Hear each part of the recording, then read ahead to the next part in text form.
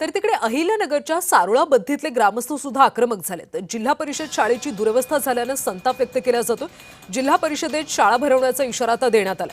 पावसाळ्यात इमारत कोसळल्यास त्याला जबाबदार कोण असा सवाल विचारण्यात येतो। ग्रामसभेत पालकांनी प्रशासनाला जाब विचारला।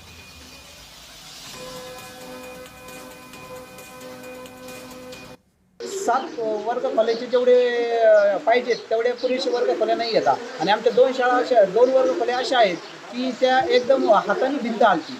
जशी दुर्घटना आमच्या शिवाशेजारी लिंबुडी येथे घडली तशी दुर्घटना आमच्या सर्वांमध्ये घडू नये यासाठी आम्ही भरपूर 3 वर्षापासून आमच्या शाळा व्यवस्थापन समितीच्या अध्यक्षांनी पाठपुरावा केला, मुख्याध्यापकांनी पाठपुरावा केला, तरी पण कुठल्याही जिल्हा परिषद सीओ असेल किंवा त्या पदाचे जे अधिकारी असतील यांनी कुठलीही त्याची दखल घेतलेली नाही आहे।